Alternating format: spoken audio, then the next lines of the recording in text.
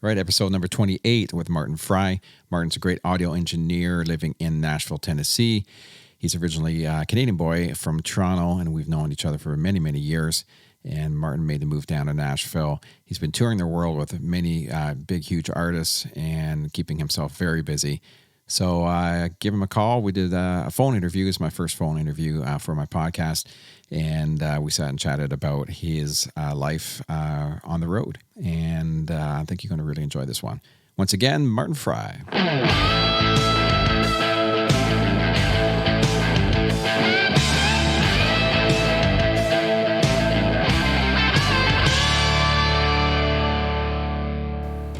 I'm rolling. We're here with Martin Frey in Nashville, Tennessee. And Martin is a Canadian boy. Where were you born, Martin? Born and raised in Toronto. Oh, were you? Wow. Yeah. Well, raised in the burbs, actually. Yeah. I think when I was 6 months old, my parents moved us out to a brand new house in a brand new subdivision, very close to Clarkson, called Park Wall, which was the first ever entire residential neighborhood built in North America with complete underground service. Wow. There's a fact for you. Yeah. So growing up in Toronto and experiencing all of that, of course, you're a great audio tech and have multiple talents, but what was your kind of first step into being an audio guy? Well, my early beginnings were via music, which I think was a natural progression for me. Both my sisters did 10 years at the Royal Conservatory of Music. However, I chose the guitar as an instrument initially. Yeah, well, why not? And I still play guitar to this day, actually, and bass and tickle the ivories, but I've never done it professionally. But going into high school, I became involved in Radio Clarkson, which was our, school internal radio broadcast facility, and also became involved in handling our little PA system for assemblies and battles of the band, and that was really my first immersion into, live PA systems for sound and amplification. Yeah. So pretty early on, actually. Yeah, because I remember in my high school we had, considering what was out there, they had a fair amount of equipment, and there was always a sound crew of some sort, and you had to go get it set up and do that whole thing. I did a little bit of that when I was in high school, but it's good learning, good start. Probably most of that was just kind of teaching yourself and figuring it out. At my school, there was not really anyone who was a teacher knew how to do anything. You just kind of had to figure it out. Was that like that for you? Absolutely. We actually had a biology teacher, senior biology teacher, who in his past at that time had toured with KISS. I can't remember exactly in what capacity, but he was the person who was instrumental in acquisition and purchase of the sound system as it was that we had, which consisted of a pair of Altec A7s, an SAE amplifier, a little rack mount Yamaha 6-channel mixer, which had only bass and treble controls on each channel, and that was it. Yeah. So he was somewhat knowledgeable in that area. But fortunately, we had a local music store, which you might probably remember and recall some of the gentlemen involved with it, Southbound Music. Oh, yeah. Which originally was owned by a trio of industry professionals, Brian James, steel player Bob Lucier, yeah, and Mello Coyne, piano player, who were regular residents on local TV programming in Toronto, such as, I think it was the Ronnie Prophet Show, yep, was one of them, and I can't remember the other one. So I remember all those guys. I know Mel, And yeah, I haven't seen Mel for a while, but yeah, I remember. I kind of forgot all about that situation. Yeah. And that's actually how I got my an early opportunity to get professionally involved in audio. At some point, once Brian James became the sole proprietor, and that music store specifically catered to a lot of country and bluegrass instrumentation. I mean, they had electric guitars and basses and stuff too, but it was well known for that genre. And Brian, along with an outside partner, purchased a for the time rather large PA system. It was PV's first foray into sort of larger format. It was called the Project One system. Yeah. And I still used CS800 amps at that time. It was a 3 and our passive 4-way. And they had 4 stacks of that. And I naturally gravitated immediately towards that, and they took me out on bluegrass festivals. Yeah. And I learned my way around a larger mixing console. At that time, I believe it was a PV Mark III. Oh, yeah, I remember those. You said the CS800, and I'm looking, oh, my back suddenly started to hurt. Right. Those things were a beast. It was like 2 concrete cinder blocks tied together equals 1 CS800. I know. It was crazy.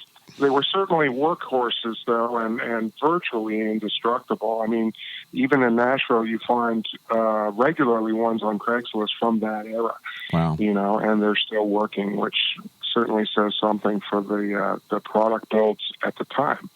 Yeah, those PV Mark IIIs, they were built right into a flight case, right?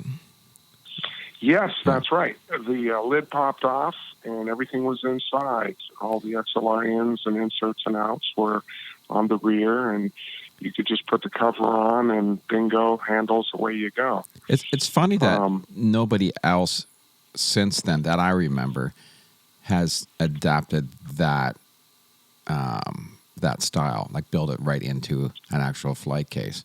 Do you remember anyone else doing that? I think the only other one that I recall was there was a 16-channel Yorkville mixer. Yeah. It had a little, it was kind of the other way around. The console sat in a tray and the lid came off. Yeah. But that's the only other one that I recall from that era. You're right, though. Most other consoles were a separate piece of hardware that went inside, a custom-built road case.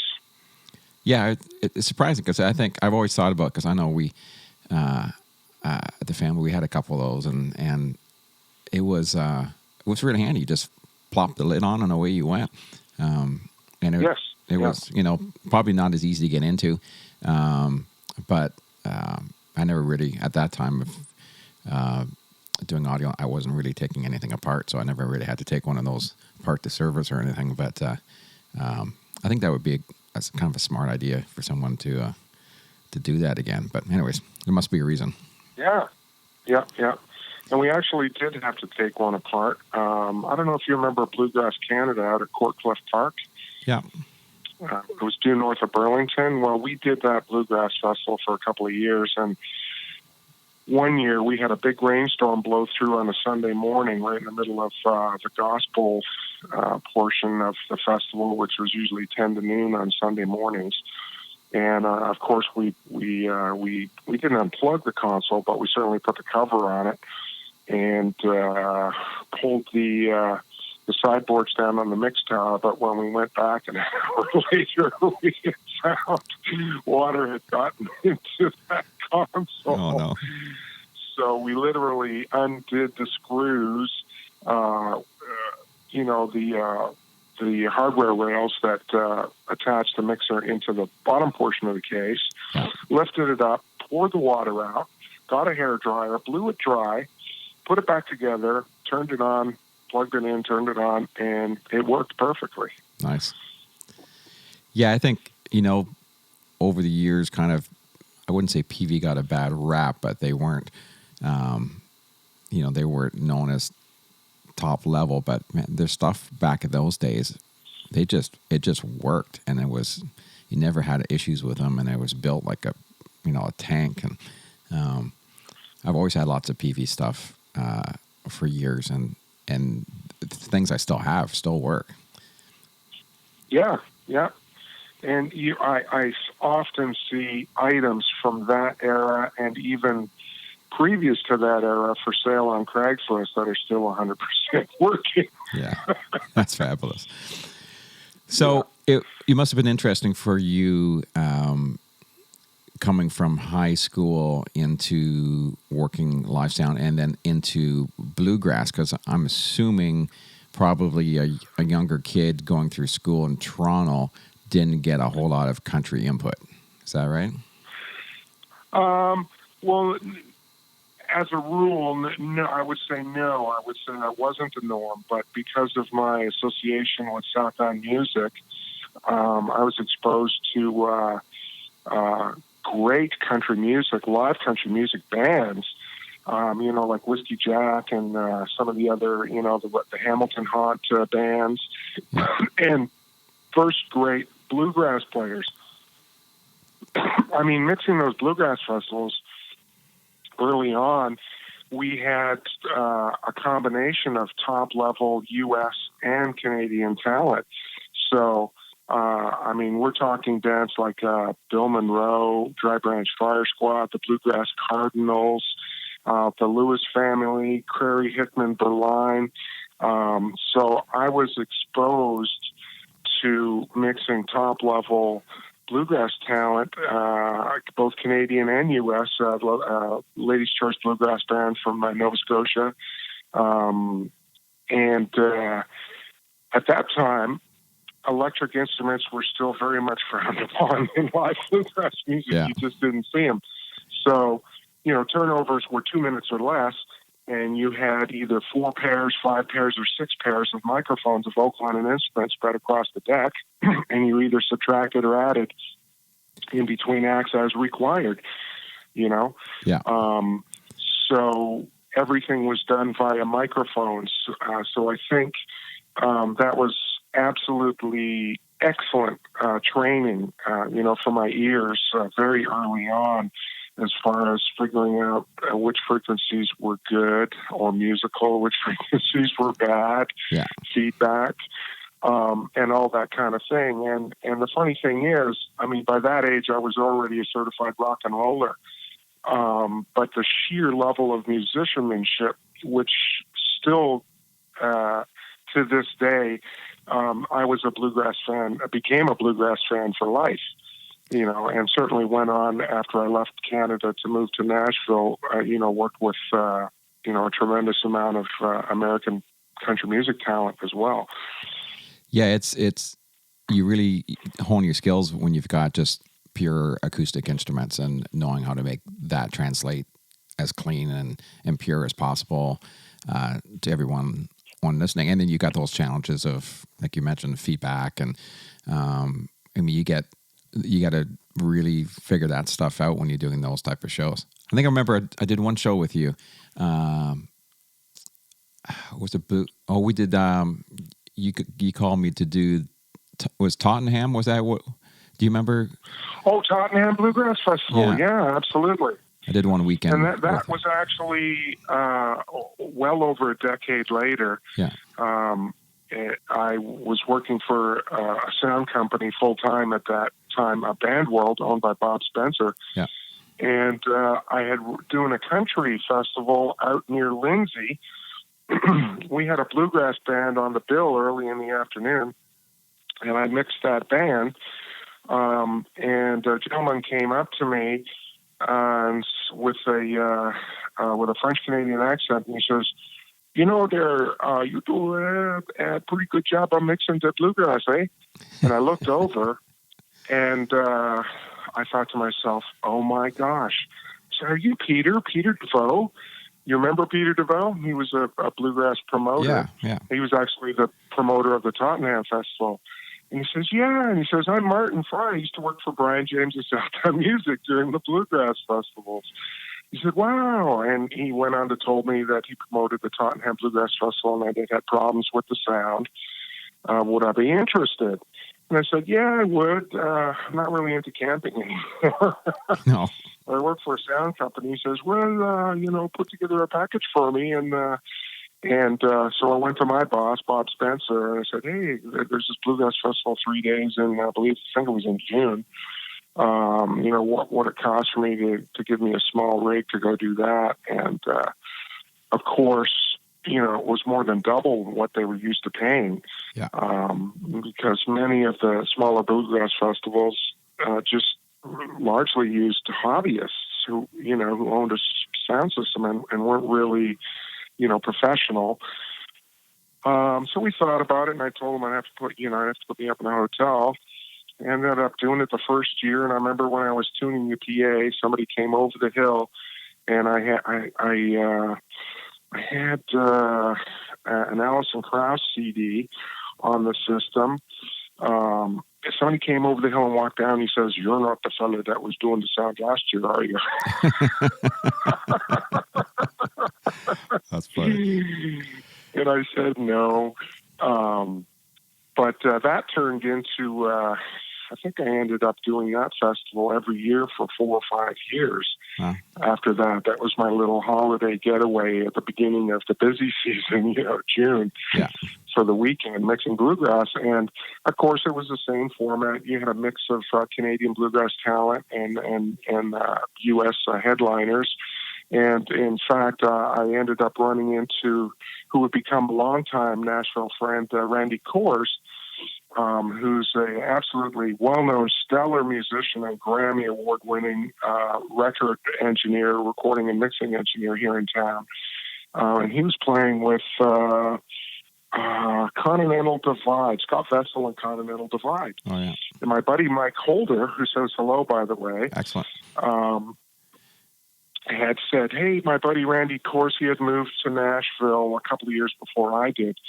I said, you say hello to my buddy Randy. He's playing dobro with Scott Vestal. And I did, and we're still friends to this day. Here, I've watched his studio grow from when he bought a broken-down little ratty house in a certain part of town here, and has built up his business over the last 20 years. So that was kind of a bit of a foreshadowing of what was to come as well. Yeah. So let's zip back a little bit again. So you were back to when you first started doing the bluegrass festivals with Mel's company and all that. And where'd you head off after that? What was your next step after that? Well, I really got my first road gig again through Southbound Music. There was an R&B band from Montreal who had moved to Toronto, and two of the guys lived right up the street. Actually, both of them lived in between where I lived and the music store, and they wanted to rent a PA. So we took 2 stacks of that PV Project One system, and I went on the road with that R&B band. That was going to set up virtually the next decade of my career. I spent 3 years mixing them on the road. That was back in the day when you could still do a week or 2 weeks in a venue, and there was a band house involved, and those days are long since gone. But that put me into an entirely different genre of music, and I was still totally a rock and roller at that time. Yeah. But I was so completely into immersing myself into every type of music I possibly could.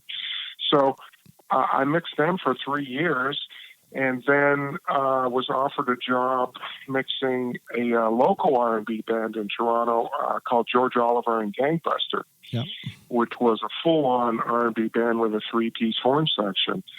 So I mixed them for a couple of years into the mid-'80s. And then George got the house gig at a place called the Blue Note up on Pears Avenue in Toronto. And he threw my name into the hat, and that would be my first house gig ever. And that was an R&B dinner show nightclub that had all first-rate talent, U.S. headline talent as well as Canadian. The bands would still come and play a week at a time or 2 weeks at a time. And I held that job for about 3 years before I moved on. And that was absolutely fantastic. I did a lot of recording there. I would bring my TX 3440 in and roll tapes. Oh, yeah. Of which I still have all those tapes. Oh, wow. That's, yeah, that's, when you get those house gigs like that, those are really great for honing your skills, because it's neat when you've got the same PA. I imagine there was a house PA in there, was there, that everyone used? Or was yes, it? Yeah. Absolutely. Yeah. So, that typical situation when you have a house PA, but different acts coming in performing, and how different everything sounds per band. I'm always still amazed at that. Or you have a house kit. I've talked about this before, and someone will sit down on it and you think you got it dialed in, and then another drummer will come and it's like, well, how come this kit sounds so completely different? And it's an interesting practice and teaching environment for how much sound comes just from the player itself. And just when you think you've got something figured out, someone else behind the wheel will just make everything sound completely different. Absolutely, and that's one of the beauties of live music and being a musician and playing. I like to think that the quality of sound that emanates from a source is not necessarily because of the instrument or the amplifier, but it's a combination of the heart and mind of the player and their level of expertise. Yeah. And there are so many nowadays that actually, what I like to call a term that Mike Holder taught me, is they transcend their instruments. Yeah. The absolute virtuosos that we all know and love, and they could walk into any environment, pick up any instrument, and make it sound absolutely wonderful, regardless of what it is. That's good. Yeah. So yeah, you're right. Absolutely right. I totally get that. So you had a house gig there for a few years, and 3 years. 3 years, yeah. And and then I left that and went on to go freelance, and that's how I ran into Bob Spencer at Band World in around 1990. I was doing not a halftime concert, an after-show concert for the Hamilton Tiger Cats at Ivor Wynn Stadium. And I was doing some freelance work for Kevin Lamb over at Musician Supply, who owned an Adamson PA. Yeah. And earlier Canadian-made, of course now long since internationally famous and branded Adamson PA speakers. But I needed to rent a couple extra boxes for that stadium show, because the stage was set up at one end next to the Tiger cage, so we had an entire field to cover. Oh, yeah. So I did a little research and found that Bob was the closest guy that had some Adamson boxes. I think Westbury Sound at the time had Adamson inventory as well. But Bob rented me the boxes, and I did that halftime show was with Kalita. Oh, actually. Great. Do you remember Kalita? Oh, for Kalita? Sure. Yeah. And Gord Lemon, who'd later become married. They got married.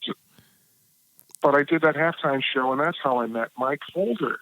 Oh, he was the multi-instrumentalist steel player. She had hired him to do steel, electric guitar, slide, and everything else in the band. That's how we met. Yeah. And very shortly thereafter, Bob invited me to mix a Canadian Armed Forces music tour, like a USO tour, a Canadian version of the USO tour, over in the Middle East over the Christmas holidays. And so I did that. And that was over in Germany and Israel. And after we got back, he offered me a position at his company. And, of course, I accepted, and I worked for Bob at Band World well into the mid-'90s, I think probably till about 1996, where, I was exposed to a bigger spectrum of sound systems, better quality equipment, more modern equipment. Yeah. I was there when the first digital crossover from Brooks Siren Systems was released. We got one in the shop and got to test it. And we did all kinds of level shows, everything from bars to outdoor festivals to, concerts for the Argonauts. We did a number of halftime concerts for the Argos in the Sky Dome at the time. Okay.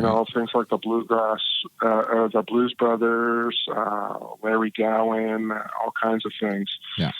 And so that was an absolutely terrific learning experience. And by the time I got into band world, I was also offered opportunities for further education. In 1990, I attended my first Meyer Sim System seminar. It wasn't actually the class; it was a seminar sponsored by Gear Audio, and that really tweaked my interest in the finer workings of sound system design and tuning. Yeah. And in fact, in the late 90s, probably about 8 or 9 years later, I attended Sim School and became Sim 2 certified. I was fortunate enough to have Bob McCarthy as the instructor, who was the original designer of Sim, which I think came out in 1984 originally. But I will say this. Still to this day, that week-long 40-hour class, the end of which you're required to write an exam, which you needed to pass in order to get certified, is the best nuts and bolts audio training class I've yet taken to date. I had absolute epiphany after epiphany. I had so many light bulbs go off during that class, things that I sort of knew but didn't really fully understand. Yeah. And boy, by the time that class was over, I was absolutely, I would say, I achieved a new level of confidence and depth of understanding of the nuts and bolts of loudspeaker physics, Yeah, which makes a big difference when you're behind this, behind the console. That all makes sense. And yeah. And oddly enough, within a year, an opportunity presented itself, and I moved to Nashville, Tennessee in 2000. Yeah, I remember when you made that move, and that was really great. I mean, there was not a whole lot of engineers heading down there from Canada. And I was like, oh, gosh, you're heading down to Nashville. I thought that was a really smart and great move. Obviously, it turned out really well for you. But was it a little scary heading down there, or did it feel pretty good? Oh, well, absolutely. I mean, I would compare it to my parents, who were immigrants. They immigrated from Germany on another continent. I mean, they completely left their homeland and went across the ocean and started from scratch in a new place. And really, although I was only crossing a border south, it was really very much the same thing. I mean, I was, starting over after over 15 years in the business again, because nobody knew me down there, or who I was, what my level of skill was. And so I did everything the right way. I joined Local 149 in town, and that afforded me quick access to a one-year work visa down in the States. And the management of the band that I went to work for, who actually Mike Holder, got me that gig, oddly enough. So who was that? Because he'd already been down there for 2 years. There was a group called the Warren Brothers. Oh, okay, I remember them, yeah. They've had singles with Tim McGraw, with, Red Solo Cup, just are a couple of examples. So, the mailbox money absolutely went through the roof for those two guys. I mean, super talented performers. I mean, my first year down there, we were largely working the bar and fair circuit. But in 2000, we went on the road with Tim McGraw and Faith Hill on the Soul to Soul 2000 tour. So that was really my first experience on a major headlining country tour as a support. And it was a lot of fun. Yeah. Brad and Brett were personal friends of Tim and Faith. They toured with them before in the past. So it was kind of a natural shoe-in. Claire Brothers at the time was the vendor, and in fact, they still are for Tim McGraw. Absolutely. And that afforded me the opportunity to make some absolutely terrific, high-level connections in the pro audio business down here. I made lots of friends. I remember the RF tech we had between Tim and Faith. There was something like 65 channels of wireless, and a fellow by the name of Wally Bigby was the RF tech on that. Super, super nice guy, and also a huge bluegrass fan. So, cool. Imagine that. We got off on a great start, and he actually gifted me a copy of Smart Live. Oh, nice. I can't remember the version back then. That was a much earlier version, but after all, having attended SIM less than a year and a half before, now I had my own, and SIM was prohibitively expensive for a solo guy like me. I mean, it was a lot of money to own a SIM rig back then. Yeah. So now I got to attend smart training and learn how this stuff works and how it's, interpret data, which is the most important part of running acoustic analysis software is how to correctly interpret data and put it to use to optimizing, a large-scale sound system or a small one. Yeah, for sure. So what was it like going on that first big tour with Tim and Faith, and compared to what was happening in Canada? Obviously, it's bigger scale, but did you find there was much differences in crew or the way they worked or anything like that compared to what you're used to up here? Not really, other than the fact that, of course, Claire Brothers was arguably the largest audio production company in the world. Yeah. Offices in Europe, Australia, Japan, all over the planet. But the crew was staffed by, first-rate technicians, all from top to bottom. Which the big sound companies in Canada, like Solotech and in Toronto, the big one was Westbury, and we had out west sound companies. It was all very A1 level staffing, just on a much larger scale. Yeah. So it was a super opportunity for me to learn. And since I was mixing a support act, we didn't even have to be in the building until mid to late afternoon. Yeah. But I took advantage of that. I'd be there every morning for load in, watch how everything goes up, see how everything's wired, assist to set up at front of house. I just took full advantage of the opportunity and immersed myself into it and made some, again, career-long, professional friends and affiliations. Yeah, that's great. I mean, you have to take advantage of those situations. I think some people don't. And it's very important, as we know, in this industry, is relationships is kind of everything. The other thing I found down here is I had a lot more opportunity for expanding my professional acumen because manufacturers, of course, since the demographic and the way the population density here, manufacturers' training classes were much more available down here. Yeah. So I would, in between stints during the week, I'd go to Sennheiser Finding Frequencies wireless training, attended the Yamaha PM1D training and got certified, Avid venue profile SE48 training, Smart Live training. I formed a relationship with Buford Jones, who was Faith's front of house guy. I mixed the Warren Brothers every day on his console on that tour in 2000. Yeah. And I started playing golf with him. And, of course, Meyer had their touring division office at Soundcheck here in town, and Buford was the director of national training, ready to go on worldwide training. So became, had the opportunity to attend all those classes via that. That's great. Yeah, you have. Which, again did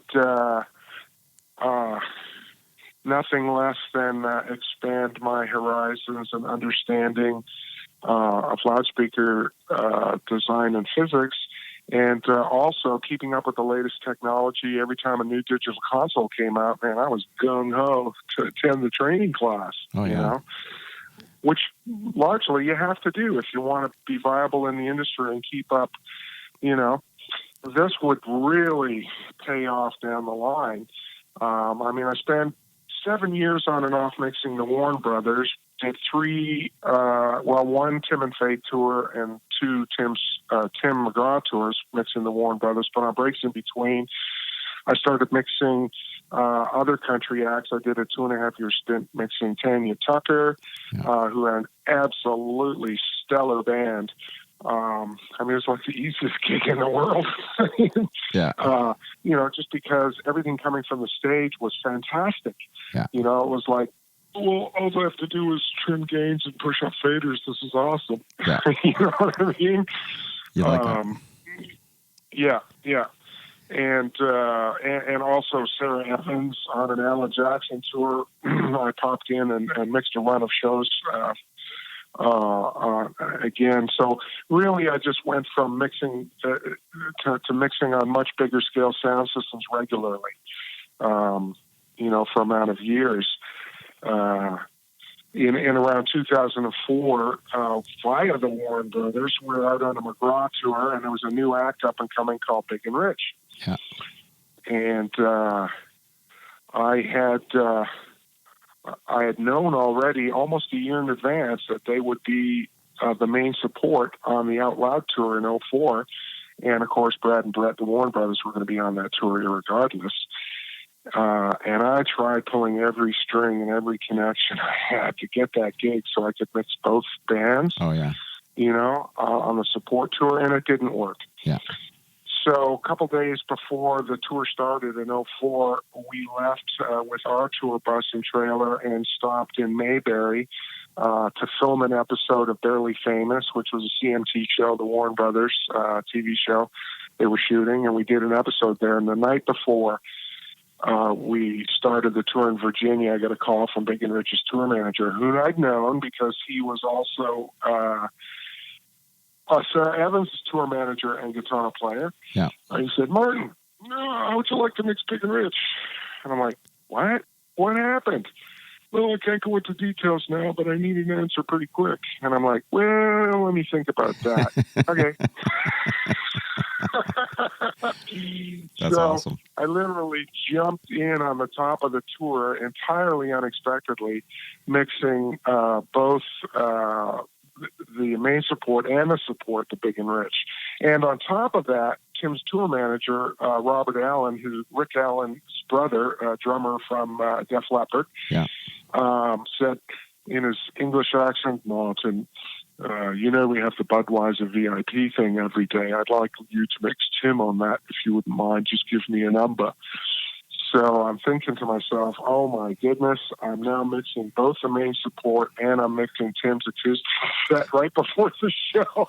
That's awesome. You know, every day in the Budweiser VIP tent, you know. So I really set myself up for, triple dipping, which that was turned into a once in a lifetime opportunity, you know. Yeah, that doesn't happen very often. But I ended up getting the Big and Rich gig 2 weeks into the tour. They said, well, do you want to mix?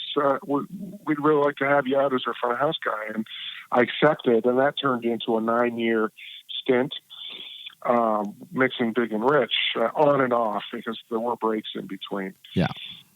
Yeah, that's, you just, same thing. That's the relationship thing. You just never know what's going to be around the corner, and you get those relations, and they all pay off in the long run.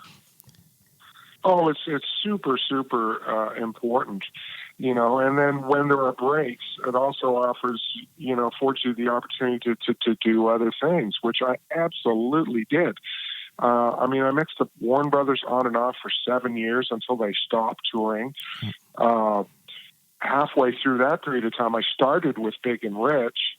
And halfway through that one, when there was a break, did One Republic's world tour in 2008. As both production manager and front of house, and that was due to a break, and that was also via connections I made. And also, I will say this: the only gig so far in my career that was directly as a result of my resume. Oh, really? Yeah. Yeah. Which I always keep up to date every year, 2-3 times a year. I update it. In fact, I updated it just before we got on the phone today. Okay. But that was the first and only gig I've ever gotten that I know of directly from my resume. Oh, wow.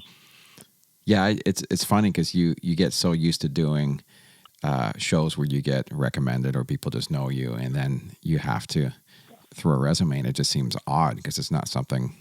I know I had to do something quite a while ago. They were looking for a fiddle player for some type of TV spot of some sort. So they wanted, the full resume. And it's like, I don't have a resume. I've never done a resume before.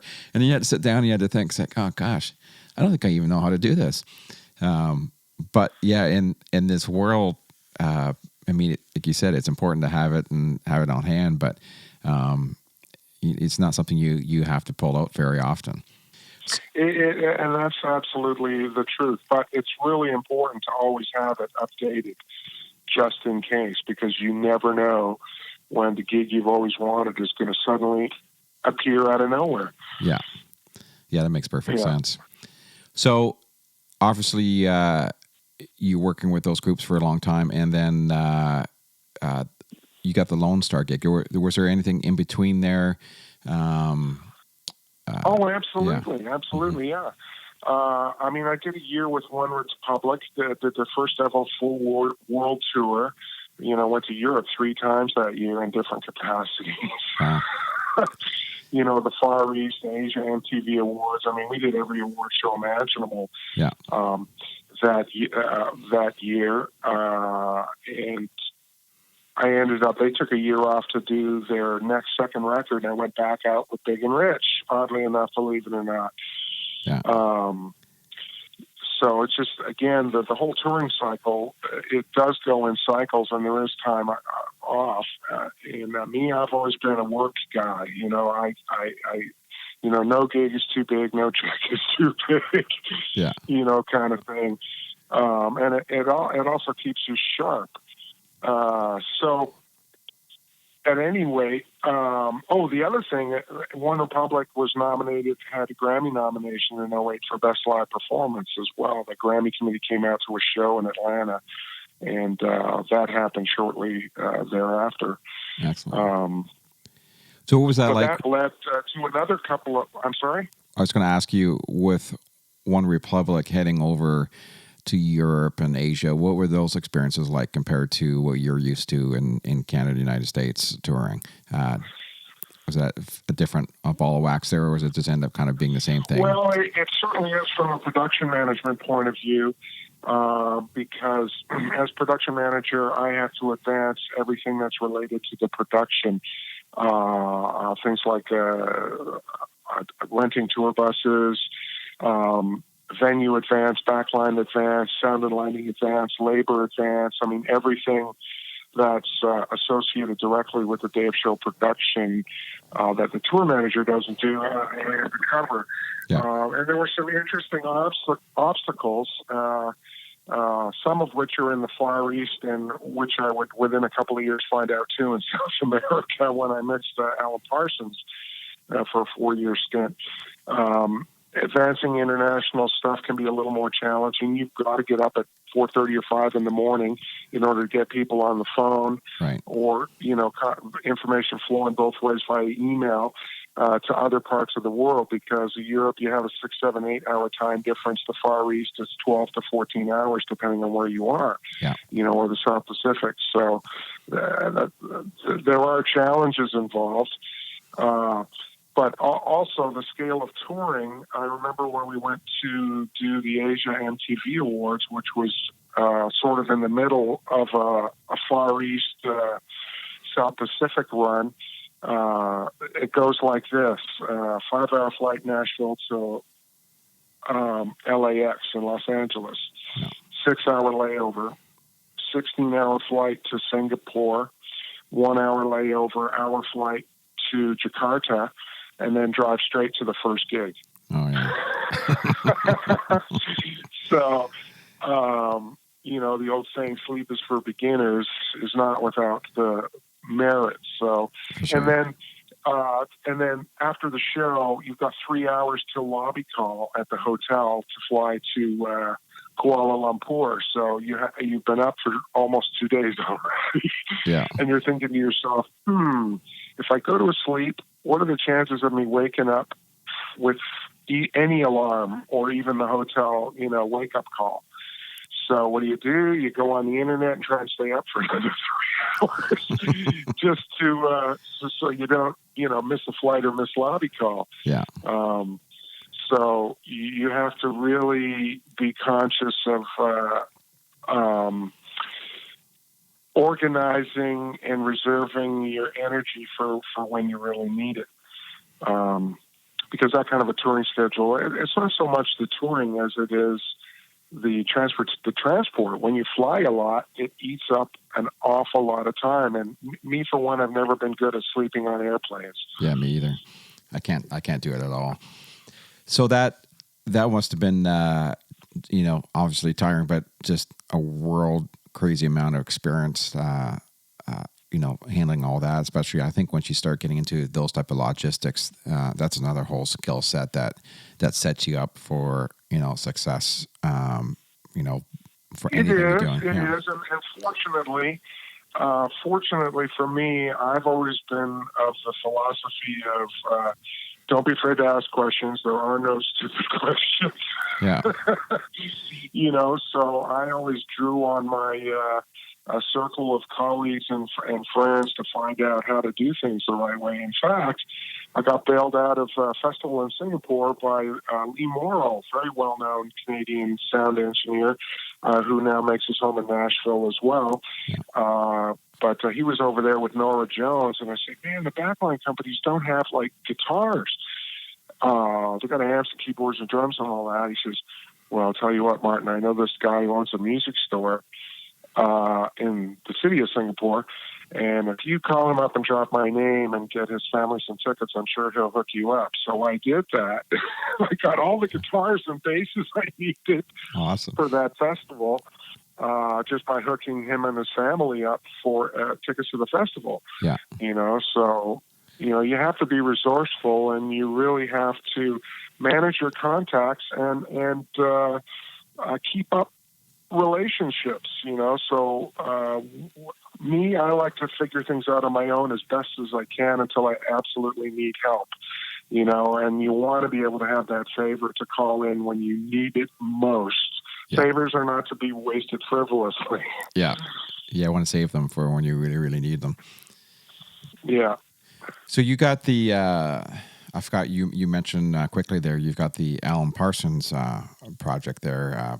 That must have been a fun mixing gig. Oh, fantastic. I actually, again, through just via recommendations, I subbed in for a couple of shows, and Alan was suitably impressed, and their longtime sound engineer who was largely a theater guy, was going off to do some production, Broadway production, and sort of became unavailable, so I sort of made myself available. Yeah. And I ended up mixing him from 2010 till the end of 2013 all over the world as well, and many shows with full symphony orchestras, some of which I did not mix the symphony orchestra, and some of which I did, as well as the band, Yeah, once you get into the symphony world, that gets into a touchy mixing situation. I know I held into that with Jim Witter from up here when we tour and do some symphony dates, and it's a touchy situation, especially if there's a house guy in there and he always mixes the orchestra, and you have to kind of play that one smartly, and because you want to get your hands on it, but it doesn't always come around that you're going to be the guy that ends up mixing the actual symphony. Well, yeah, and the only reason I've done it in the past is out of necessity. Yeah.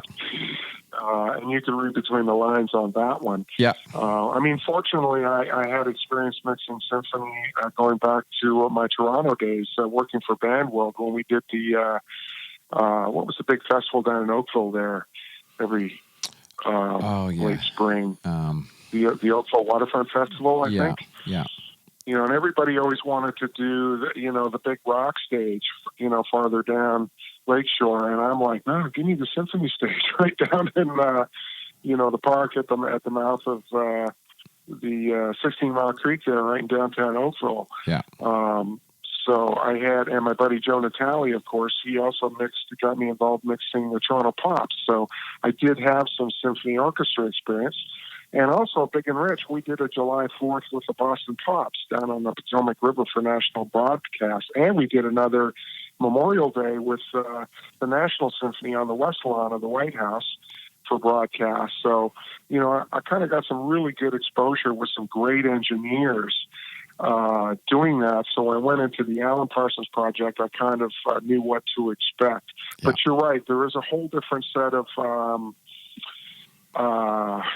challenges involved with putting a rock or a pop act in front of 60 or 70 or 80 microphones. Exactly. Certainly is.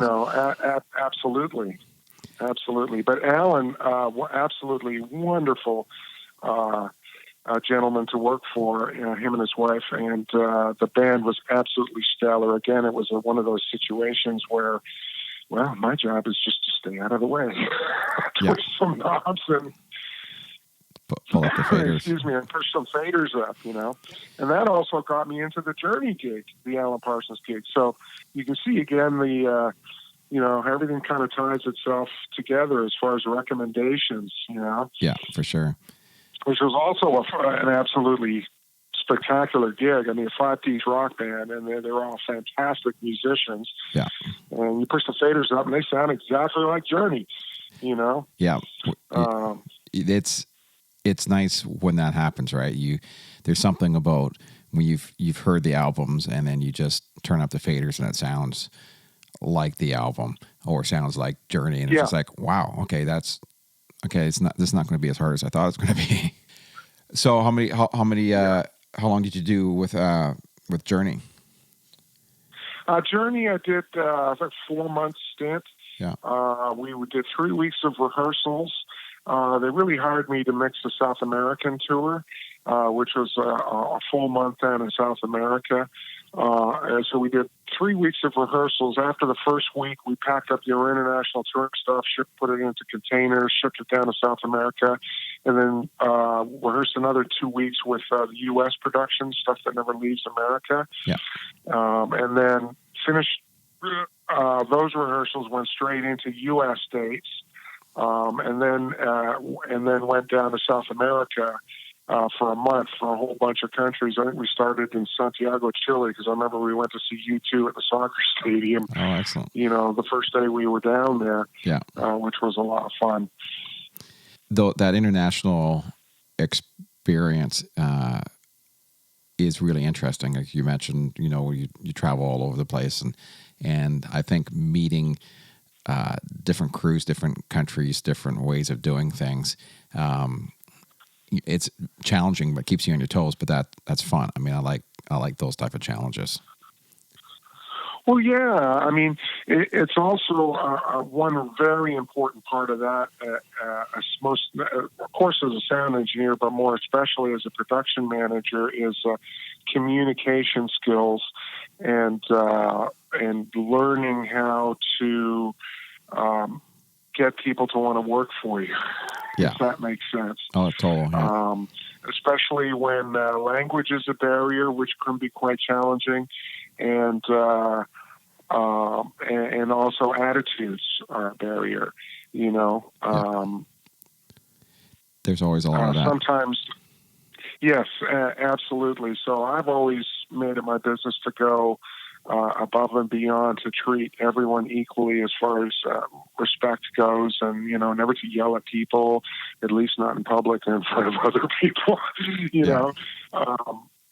There's certainly a way to get what you need, and I'm not saying you absolutely need to kill people with kindness, but I think that honey certainly draws a lot more than the other. Yeah, I always find, and I teach some guys that I'll send out on shows, how important the very first meeting is, like that very first hello, when you meet a new crew or a new venue or whatever you're doing, because that really, for me, seems to set the pace. And if it starts off bad, it usually will stay bad. But I always try to go in I always try to prepare for what I'm going to say, what I'm going to do before I go in.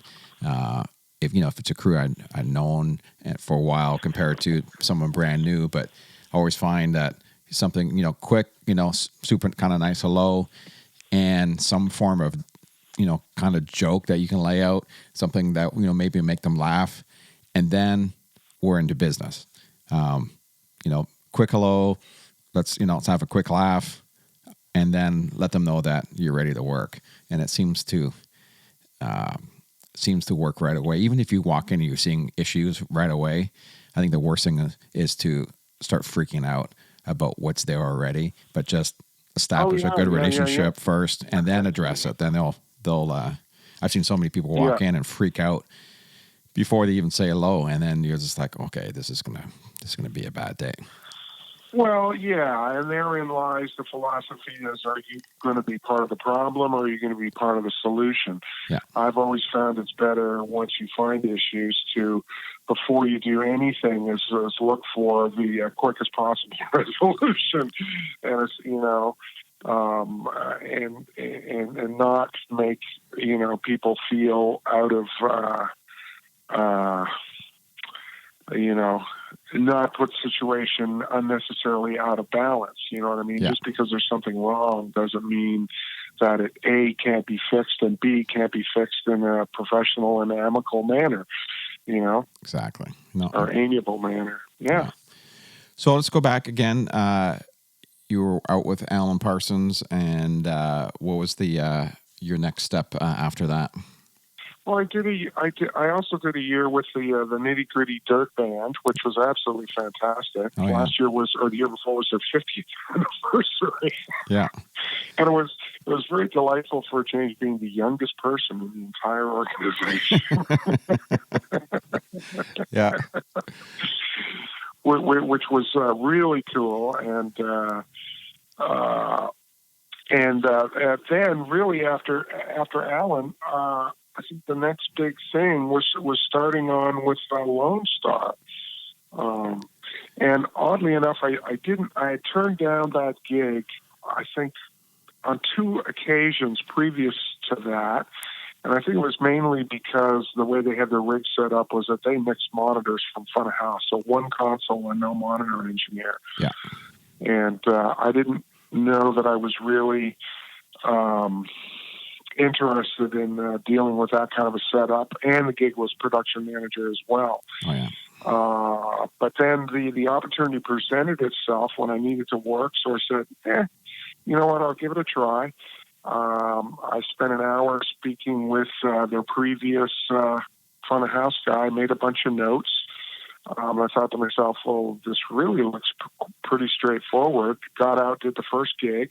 Everything was exactly the way he said it was, and knocked it out of the park on the first show. And that's, oddly enough, also how I got my Country Music Hall of Fame in there as a contract A1, because their longtime LD, Alex Krompek, who had been with them for almost 20 years, was retiring from the road.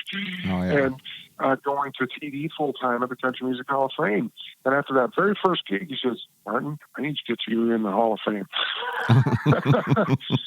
So I literally started working at the Hall of Fame later that year, because, Lone Star was doing about 80 shows a year, which was quite consistent. Yeah. And that seemed to be a nice schedule for me, because then I could work at the Country Music Hall of Fame the rest of the year, and in between that time, I also started working at the Franklin Theater in the Modern Mix position, something I really hadn't done much of since the 90s. And so when I left, after 4 years of doing that, I decided it was time to start touring less. Yeah. So, and that's really where we are today. I mean, it was a lot of fun mixing. They put on a fantastic show, absolutely professional. I mean, no matter what happened technically, you would never know something was wrong coming off the stage. Yeah. They just absolutely put on a consistently fantastic show. So now I'm mixing Billy Ray Cyrus of Achy Breaky Heart fame, and of course Miley Cyrus's dad. And they're a wonderful organization, fantastic people to work with, stellar band, all the things you really want, and not have to travel a crap ton too. Yeah, it's it's funny because everyone thinks it's very luxurious being able to travel all over the world and do whatever, and then you just get to a point where, I want to do less of that because it's too much. I mean, the amount of time you spend doing what you really, really enjoy compared to doing what you really don't like as much. If you could flip those numbers, be behind the desk 80% of the time, 90% of the time, and travel and deal with the crap for 10% of the time, that would be all right. But getting to the point and doing things that you like the most it's the least amount of things you actually end up doing. So it's nice where you. You're absolutely right. Yeah. It's funny when I've thought about this many times for the amount of time you actually get to spend behind the console compared to everything else you do to get there.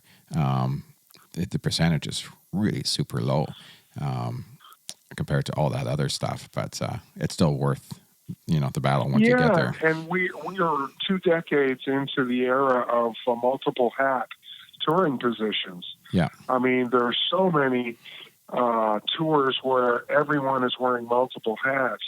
You're the tour manager and the front of house guy. You're the production manager and the front of house guy, or the monitor guy, or you may be the front of house guy and the tour manager and the production manager. Yeah. The financial remuneration for you would think off that, well, I should get paid 3 times as much. Well, yeah, you should, but in reality, that's not actually the case. So at some point, doing 1 or 2 of those other jobs, no matter how you slice it, it's going to take away from, 1 or 2 of those things are going to suffer because of the other to some degree, you know? Yeah, totally. Where are you willing to sacrifice? Yeah. So let's talk a bit about your approach to, if we can get technical a little bit, your approach to mixing. Do you have favorite consoles? First of all, do you have a go-to console you like to use nowadays? Yeah, I guess budget's allowing, of course. Yeah. I've been a long-time Avid user, and I think that's mainly from a workflow preference. Although there are other consoles I really enjoy mixing. In the last several years, some manufacturers have released consoles that have, in my opinion, raised the bar of live audio quality for, touring sound systems such as the SSL L500 Plus Live Series, absolutely unbelievably terrific sounding console. When Avid released their S6L a couple of years back, of course, Avid owns Euphonics, and when they went into the research and development for the F6 line, they had Euphonics design and build their preamps and A to D converters. So I think Avid took their new line of consoles to a new level sonically. Yeah. A little different, similar workflow. The nomenclature is the same, though the layout is a little different, but certainly the sound quality has gone up. The Yamaha PM10, PM7 consoles. Absolutely terrific sounding consoles. I mean, those are the things I gravitate towards too. And in fact, Digico and even Soundcraft, if we go back a little ways, doing all the console training, in the first 10 years I was in Nashville, those opportunities, when I went out with One Republic until the end of the year when we did our first U.S. headline tour, I was using advancing consoles of the day all around the world. Mm-hmm. So I had to have active console files for 6 different consoles at that time. Yeah. And they had to all work when I got there. And it would be terrific when I showed up somewhere, like at the V-Fest in the UK, and I advanced a show with SSE Higher, and my file was on the desk and ready, or Summer Sonic in Tokyo or Osaka, Japan, and my console file would be on the desk and ready to go when I got there, and festivals, most often you don't get a sound check unless you are the headliner. Yeah. So it's pretty much plug and pray, as we like to say. Hit the ground running, and that just gave me the ability to mix on just about every brand of consoles out there. I've never in my career been a console snob, because really, with very few exceptions, I've never been afforded the luxury of being able to say, "What do you want?" Yeah. What do you want? So that kind of forces you to be flexible, and the unintended consequences, you get fluent in multiple flavors of audio mixing palettes. Exactly. And so I think they each have their own pluses and minuses and flavors, and as I said, there are certain ones I do gravitate towards. Yeah, I think once you get up to the top, 6 consoles or 7 or 8 consoles, like you said, workflow is a little different, but if you can't make it work on any of those, then, there's other issues. Just being able to comfortable, just to kind of get yourself around and make it work. But it's not as if you're getting stuck with, the PV Mark III gets pulled out and you got to say, here, go ahead and do it. It's, I think it really boils down to your ability to mix. The flavor may be different, but you should be able to come up with the same bowl of soup every time. Yeah. It was the same in analog days, and it's the same in digital days. If you've got good inputs and confidence in your ability, you should be able to twist some knobs, push up some faders, and arrive at a good end result. Yeah, I agree with that. But it does require talent on both ends of the snake, as they say. Yeah, it does. Yeah. What about, are you much of a plug-in guy? Is there anything that you'd like to go to that you're using live all the time now? Well, sure. Plugins are absolutely the mainstay of our industry now. I own a lot of plugins, not as many as some, but fundamentally, I have always been a minimalist. Yeah. And that is to say, if you don't need it, don't use it. If you can mix it, don't fix it. Yeah.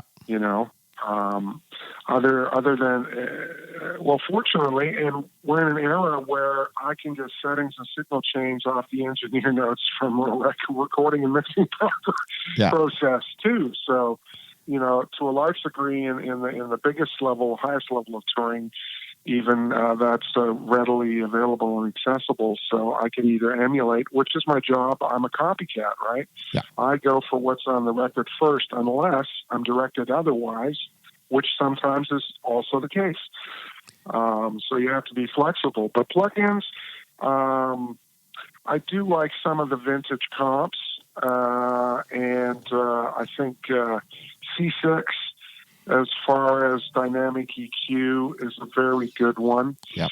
As far as basic things to have, it works in a number of different ways. You can use it as a de-esser, a deboomer, dynamic EQ, of course. You can use it on an input. You can use it on an output. Yep. In place of equalization, which works wonderfully. Yep. I do the same thing. I use that. I own all kinds of bundles. I've got the SSL bundle, the API bundle. I've got the CLA Crisort LZ bundles. I've got, I've got plenty of tools to use whatever I might need to get where I need to go for any one result. And I think the approach is slightly different depending on the style of music. Yeah, for sure. Now, your gig... depending on what you're going to use in the signal chain. Yeah, for sure. Your gig at the Hall of Fame there, you probably doing all different types of events there. Maybe talk about what's involved with that gig. Well, interestingly enough, to start with, there are 7 different venues at the Country Music Hall of Fame and Museum. We'll go start from the biggest, the CMA Theater. Is full-on soft seat theater with 2 balconies. There's about 30 delays in there, 4 hangs of D&D V series, V8s, V12s, 2 main hangs, 2 out hangs, and 35 delay speakers around the room. All top-of-the-line equipment. The Hall of Fame is largely Avid equipped, but not completely, from a console point of view. I think that's mainly because... Avid for the last decade and a half has been, on the top list, most commonly asked for consoles for, I think that's split up between Digico and Yamaha nowadays. Yeah. However, still one of the commonly most requested consoles. So I think it was a good idea to put in, for house stuff. I mean, we have the event hall. We have a JBL Vertec rig in there. That place holds up to 1,000 people. It's more like a banquet room, but it's absolutely the best view in town. It's 18 or 20 foot glass all the way down one side of the building, which you would think would be an acoustic nightmare. However, it's angled away from the stage, overlooking downtown. So many of the reflections get locked up in the ceiling, which is a good thing. Yeah. The conservatory, the Ford Theater, is a smaller soft seater with a permanent install. The conservatory is the main entrance to the building, which is the most acoustically challenged. It's all glass, steel, concrete, and wood. Nice. Everything from weddings to corporate events to concerts to songwriter, instrumentation demos, just every facet of the spectrum. We just last week in the theme there, we had Arlo Guthrie come through. This week, who's come in. So, in fact, I do everything from full-on concerts to full-on corporates for TV broadcast,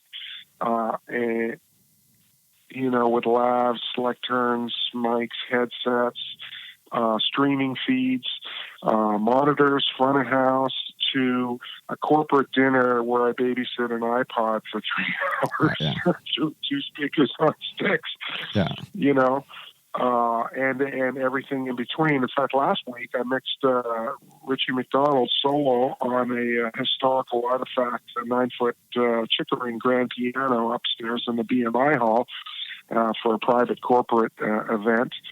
And actually, tomorrow morning I'll be talking to students there, which is an educational part of the education program there. I'll be talking to the ones interested in live audio production, which incidentally, education is another thing I've been involved with for, I guess, almost...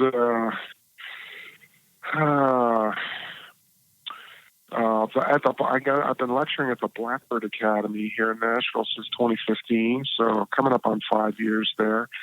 I've been involved with Truth in Audio, and the Hall of Fame also has its own entire educational department in-house. So tomorrow morning I'll be talking to the kids about live sound. So it's a little bit of the giving back part of the program, Yeah, which is really nice.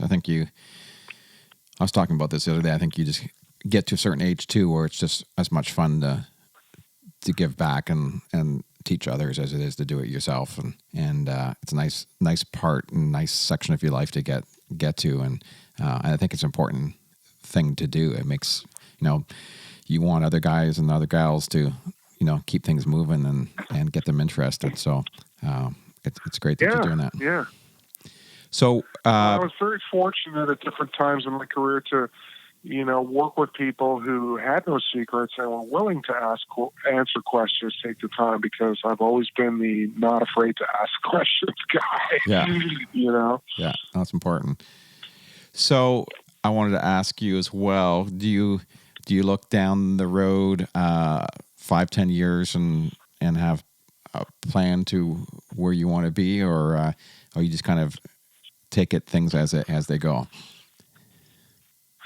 Well, at this point, certainly I'd like to retire at some point. I've never really been a big vacationer. Yeah. Virtually through the bulk of my adulthood, vacation was one of those words that was somewhat foreign to me. Yeah. That's just me personally. Yeah. So I'm not a guy who's going to go somewhere to sit on a beach for a week. My idea of a vacation would be going to Machu Picchu in Peru, the city in the clouds, you know what I mean, and taking the train right up the mountains and hiking miles up to see that. That'd be my idea of a vacation. So, yeah, maybe to go back and visit some of the places that I was not able to see the cool things they're famous for. Yeah. I think, I think I've achieved a very good balance in my life at this stage of the game. So I think for the time being, I'm going to go with the good balance for as long as I can. Yeah, that makes total sense. Do you because, yeah. I was going to ask, I've been liking to ask different folks on the podcast who perform out and travel all over the place. Do you have any venues that you haven't done sound at or done a show at that you've always wanted to do, that it's on your bucket list? Yeah, I suppose I do. I've certainly done some terrific ones, but not all of them. Yeah. I've been to Red Rocks, but I've never actually mixed a show there. But I think I'm okay with not necessarily having to mix a show there, because that's one of the more logistically challenging shows on the tour book, as it were. But I think I'd like to mix a show at the Hollywood Bowl. Yeah. I don't know if you know Bernie Broderick or not. Do you know Bernie? No, I don't. He's another successful Canadian. When he left Canada, he went to the States as a national training director for L Acoustics. Yeah. Was a VDOS trainer for a number of years, and then went to EAW. And was there a national training guy for, I think, close to a decade now. And he's since moved on to starting his own mobile live audio education program called Truth in Audio.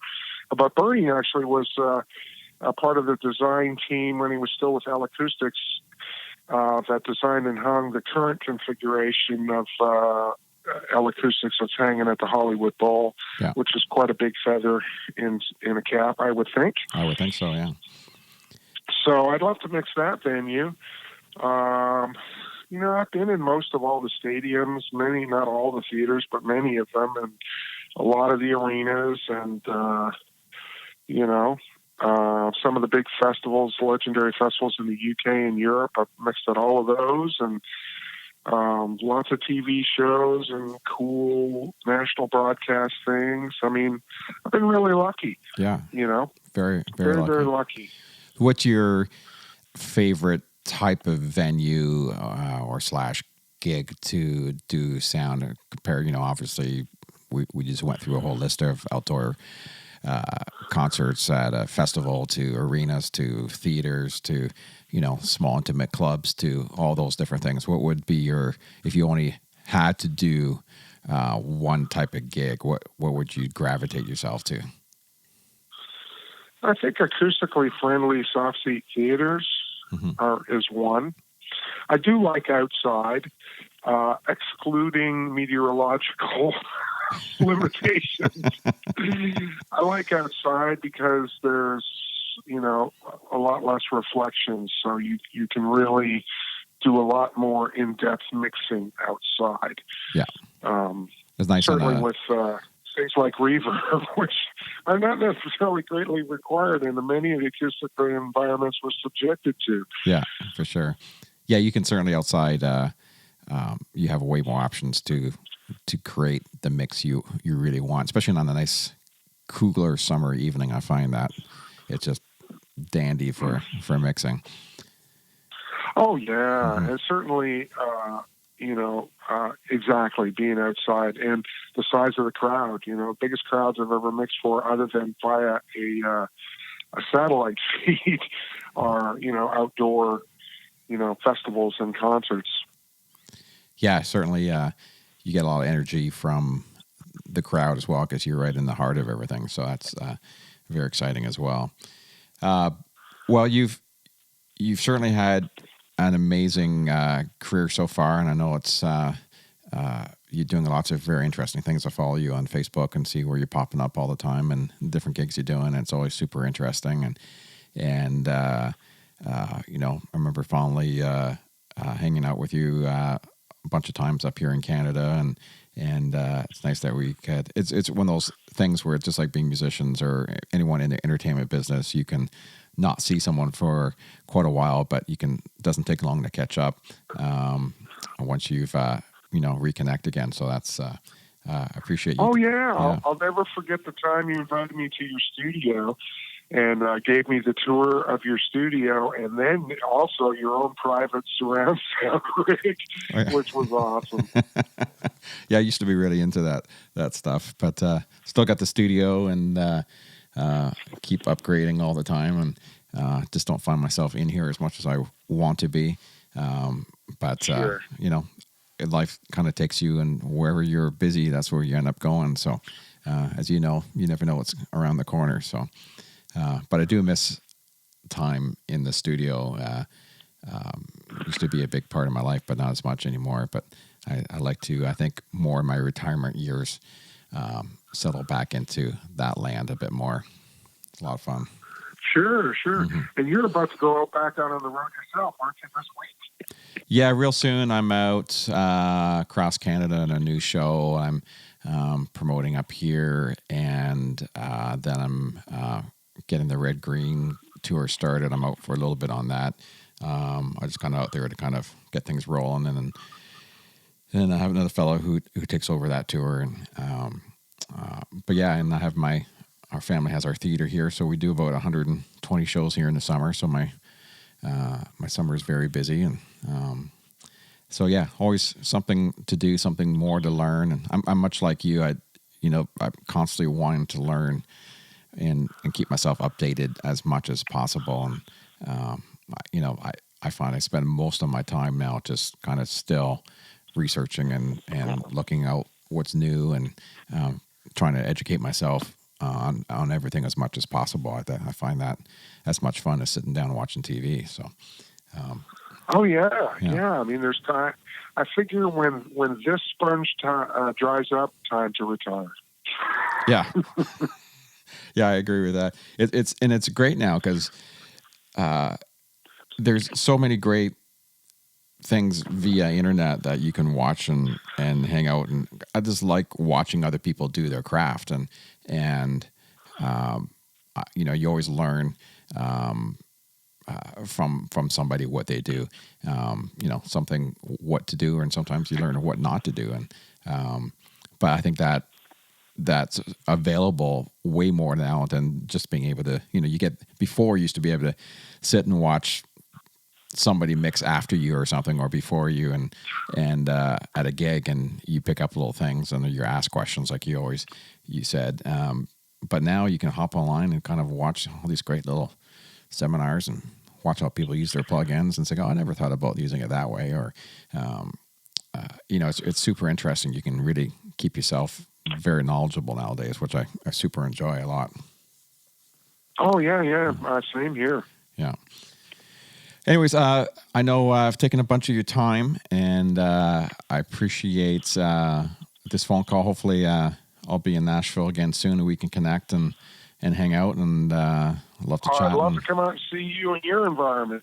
Yeah. Anytime you're up here, let me know too, and we'll try to connect, and it'd be really great. Now, anyone out listening wanted to touch base and say hello or follow what you're doing, what's the best way for people to do that?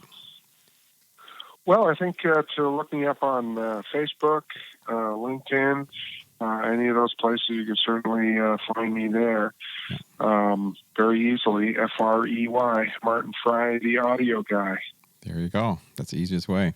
We'll make sure everyone reach out and say hello to Martin. And it's been a great conversation and learn a bunch of things. Thanks so much for the opportunity. I appreciate it. Well, thanks again. Well, thank you. Yeah, I look forward to seeing you again. And our mutual friend Mike Holder there, make sure you say hello, and missing that guy a lot. So hopefully I'll get down to your neck of the woods soon, and we can all hang out and grab a beer.